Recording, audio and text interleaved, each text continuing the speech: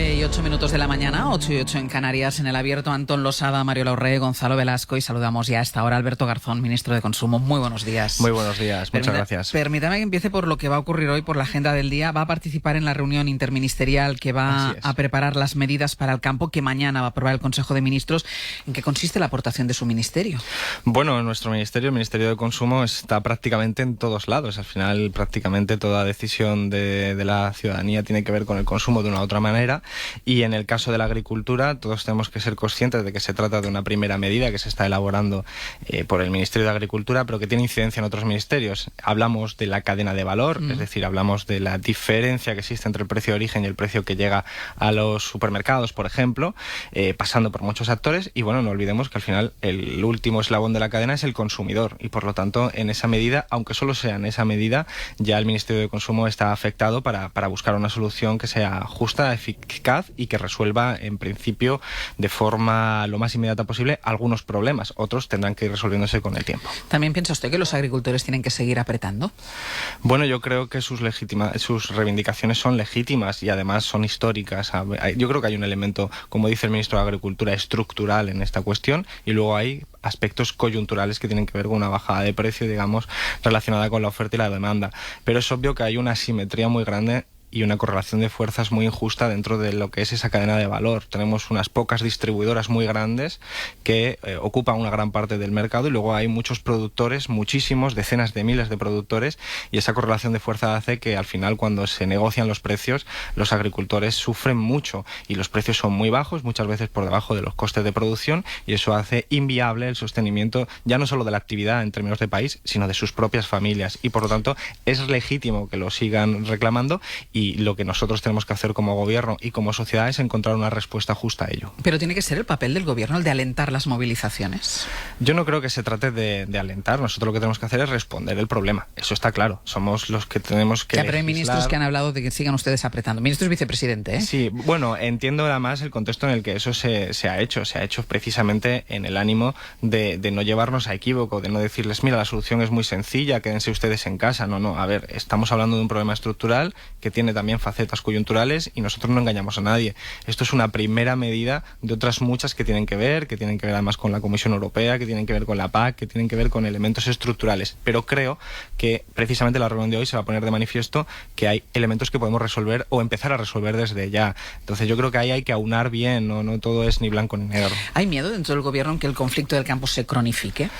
Para mañana hay anunciadas nuevas movilizaciones. No, yo creo que no. Creo que hay un sentido de la responsabilidad, de un diagnóstico de lo que está sucediendo en Europa. Estamos viendo ahora mismo precisamente el debate sobre la PAC en el seno de la Unión Europea, que desde luego no agota los problemas de la Unión Europea, que son muchos más, pero está claro que tenemos un problema en Europa de cómo abordar la cuestión agraria. Lo que acabo de describir antes de la cadena de valor, eso todo el mundo lo percibe. Estamos hablando de productos básicos como las frutas que directamente se multiplican su precio, además de manera injustificada, y es lógico, insisto, que haya una reivindicación, y es que esto lleva mucho tiempo sucediendo, y por lo tanto efectivamente hay un elemento ahí estructural, y yo creo que no vamos a asistir a fenómenos como han pasado en Francia, sino que vamos a ser capaces de atajarlo y de ser capaces de responder a esas demandas.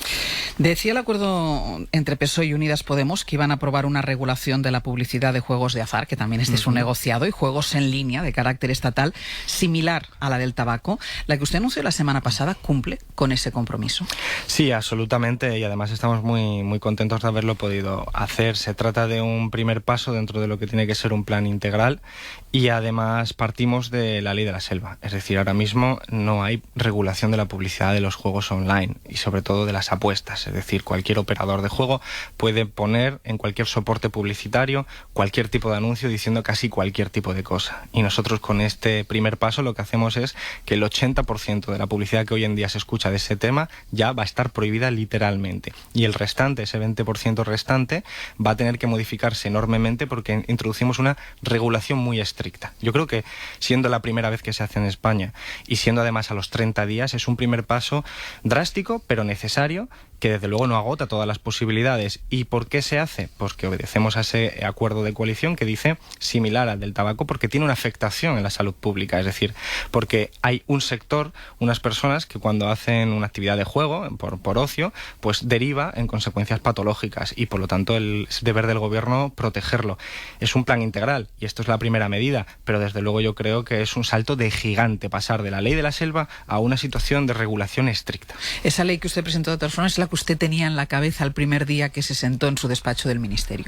Sí, absolutamente. Lo que ocurre es que quiero ser claro con esto. Nosotros hablamos siempre de un plan integral porque nosotros hacemos referencia a un problema que tiene muchas dimensiones. Lo que la gente que nos está escuchando suele tener en su cabeza, de hecho, ni siquiera es competencia directa nuestra, que es los salones de juego, las casas de apuestas en los barrios. Eso es cuestión de la comunidad autónoma. Y precisamente para abordar esa otra dimensión, vamos a citar a todas las comunidades autónomas en este mes de marzo para empezar a abordarlo. Pero no olvidemos que se trata de algo que va más allá de la regulación de la publicidad. Por eso nosotros, entre otras cosas, no entramos en un enfoque prohibitivo. Recordemos que nosotros lo que estamos haciendo con esta primera medida es desarrollar una ley, la ley del juego, que dice que la publicidad es legal. Por eso entramos en un enfoque de regulación y vamos a la regulación muy estricta, prácticamente al límite de lo prohibitivo, y mientras tanto tenemos que abordar esas otras dimensiones, porque creo que como sociedad nos hemos equivocado. A la hora de diseñar ciudades hemos construido más salones de apuestas que campos de futbito, es decir, todos esos elementos, y me recuerda mucho a una foto que salía y que se ha repetido en muchas ciudades, y además que yo he sido testigo porque he sido muy joven hace muy poco tiempo. Sigue siendo muy joven. Gracias.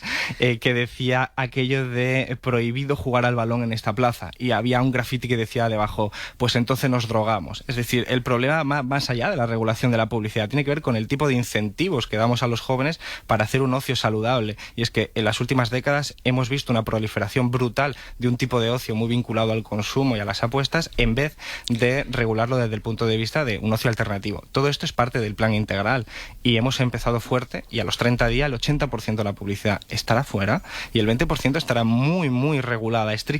Por eso no va a haber famosos, no va a haber bonos, no va a haber posibles llamadas a la incitación del voto. Hay que ver que cuando uno está viendo un partido de fútbol les dicen apuesta ya y que si mete Messi te vas a hacer millonario. Todo eso no se va a poder hacer. Es decir, entramos en una regulación muy estricta que desde luego es un primer paso. Pero usted sabe, ¿no?, que hay gente, además gente del entorno próxima a Unidas Podemos, que está de alguna manera decepcionada por no haber sido más drásticos en la ley.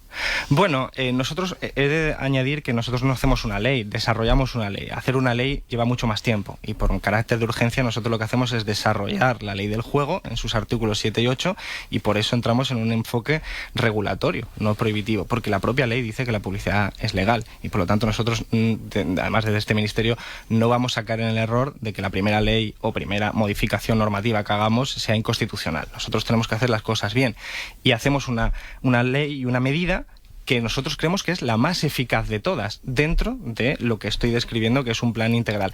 Entiendo que hay gente que le gustaría ir más deprisa, pero hay una serie de limitaciones técnicas, políticas, de políticas públicas. Nosotros no buscamos una medalla, buscamos que la política pública sea eficaz.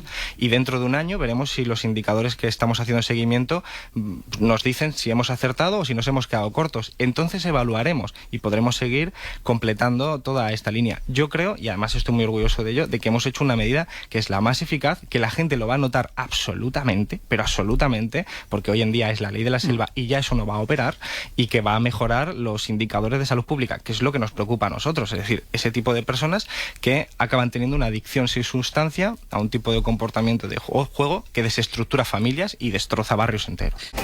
9:19 de la mañana, 8:19 en Canarias, en conversación con Alberto Garzón, ministro de Consumo. Ministro, la semana pasada se hicieron evidentes las primeras discrepancias de fondo en el gobierno de coalición, sobre todo a cuenta del tema de inmigración. ¿Qué importancia debemos darles?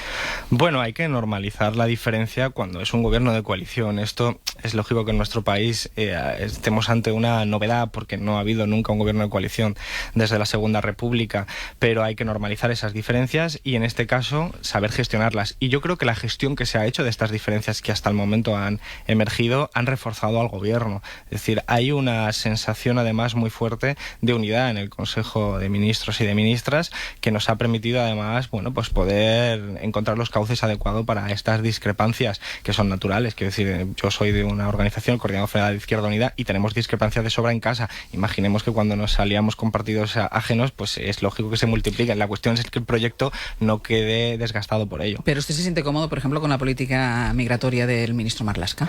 Bueno, como se planteó en su momento, pues evidentemente parecía que eso no iba en consonancia de lo que era el acuerdo de gobierno, y se ha reevaluado y ahora mismo se está viendo cómo resolverlo. Es normal, es decir, el Partido Socialista tenía su programa electoral, nosotros el nuestro, eran distintos, por eso competíamos, y hay cosas que son distintas tanto de la política planificada como sobre todo de los elementos que van viniendo en coyuntura. Y lo que hay que hacer es sentarse, dialogar y resolverlo. Y de momento creo que si bien en otros países hemos visto que algunas veces esas diferencias conducen a la ruptura de pacto de gobierno, aquí lo contrario, aquí se está reforzando y se está sabiendo llevar, yo creo que con mucha maestría, quizás rompiendo las pésimas expectativas que habían puesto a algunos analistas sobre este gobierno de coalición. ¿Le parece bien que se suban las vallas de Melilla y de Ceuta?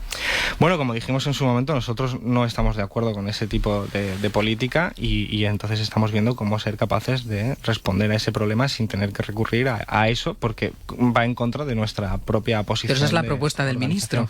Claro, pero por eso hay un conflicto que tenemos que resolver. Es decir, no podemos negar esa diferencia. Es decir, sería hipócrita por mi parte decir aquí no, sí estoy de acuerdo, porque todo el mundo sabe que nuestras organizaciones, la de Podemos e Izquierda Unida, no estamos de acuerdo con eso. Entonces lo que hay que ver es cómo somos capaces de gestionar esa discrepancia, no tanto para llegar a un acuerdo entre nosotros, sino para que la política pública sea efectiva. ¿Y qué es lo que se persigue con la política pública? Pues yo creo que salvaguardar los derechos humanos es lo principal, y ese es el vector de común que tenemos entre el Partido Socialista y nosotros, y yo creo que está en la buena dirección. Vamos, el ministro de Interior, el vicepresidente Pablo Iglesias están en una buena relación precisamente con el presidente Pedro Sánchez para responder a todo esto. El tema del Sáhara puede ser otra fuente de discrepancia. Se lo digo porque el Confidencial publica hoy que alguien de Unidas Podemos, tiene cargo secretario de Estado, se reunió con ministra del Polisario, fue reprendido vía Twitter por la ministra de Exteriores, quien protagonizó la reunión, retiró en sutil la fotografía de esa reunión. ¿Ese puede ser otro foco de conflicto? La verdad es que no lo conozco esto, y menos la parte de Twitter. Lo que sí sé es que hay innumerables focos de conflicto posibles. Eso es verdad, porque somos organizaciones distintas. Si esto ha sido así, pues lo que habrá que hacer es sentarse y ver cómo podemos encontrar una política común, o en caso que haya discrepancias, cómo se pueden manifestar tranquilamente sin afectar negativamente al gobierno. Porque yo creo que esta forma de actuar, es decir, no negar los problemas, sino abordarlos, es quizás el espíritu con el que tenemos que hacer todo en este gobierno, tanto para lo de dentro como para lo de fuera. ¿Se ha hecho ya a la vida en el ministerio? Pues es complicado porque es un ministerio nuevo, entonces esto tiene una serie de problemas operativos importantes, logísticos incluso, pero sí, nosotros estamos trabajando a destajo, y además, como hemos descrito lo de la modificación de la ley del juego, de la publicidad, nos hemos dedicado a eso de forma total, y este viernes voy yo ya a comparecer en el Congreso para explicar las líneas maestras de la legislatura. Así que evidentemente aquí se acelera. A nosotros no nos han dado 100 días, pero bueno, tampoco los exigíamos. Ministro, muchísimas gracias y muchísimas gracias, como siempre.